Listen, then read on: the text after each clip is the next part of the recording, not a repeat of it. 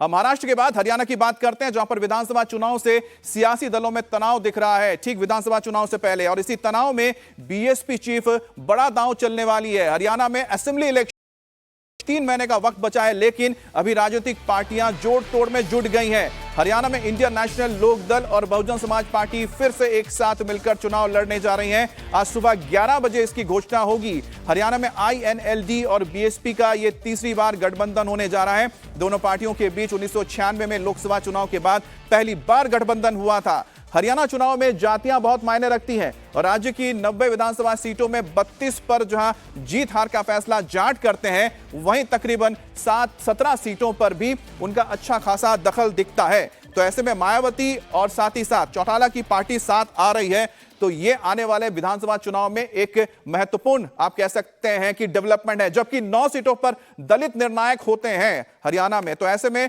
मायावती और साथ ही साथ जब चौटाला की पार्टी साथ में आएगी तो किस तरह समीकरण होंगे। जाट करीब 27% हैं, अनुसूचित जाति के 20% यहां पर लोग हैं, पिछड़े की अगर बात की जाती है तो 35% है और मुसलमान यहां पर 7% होते हैं। तो देखिए, अब जाट जो 27% है, इनकी राजनीति कांग्रेस भी करती है और साथ ही साथ चौटाला की पार्टी भी करती है। अनुसूचित जाति का जो पूरा वोट बैंक है, इसमें इस वक्त बीजेपी भी है, इसमें बीएसपी भी है, इसमें कांग्रेस भी है, तमाम दूसरी पार्टियां भी हैं। लेकिन जो ओबीसी यानी नॉन जाट की जो राजनीति है, उसमें सबसे ज्यादा इस वक्त बीजेपी हावी है।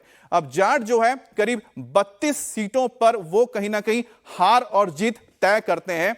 और इसमें जैसा हम बता रहे हैं कि जो 2 पार्टियां सबसे ज्यादा मजबूत नजर आती है, वो है, एक हो गई कांग्रेस और दूसरी हो गई चौटाला की पार्टी। अब जो जाट है, 17 सीट ऐसे हैं जहां पर वो निर्णायक वोटर होते हैं कि वो कहीं ना कहीं रुख तय कर देते हैं कि इसके तरफ पलड़ा भारी है। इसके बाद बात आती है दलित। 9 सीट ऐसे हैं जहां पर वो जीत हार तय करते हैं। तो कुल मिलाकर देखा जाए तो ये जीत और हार तय करने वाले 32 सीट और यहां पर 9 सीट, यहां पर जाट फैक्टर है और यहां पर कुल मिलाकर जो तय करते हैं जो दलित है, वो किसकी तरफ ये सीट या फिर जीत रुख करता है।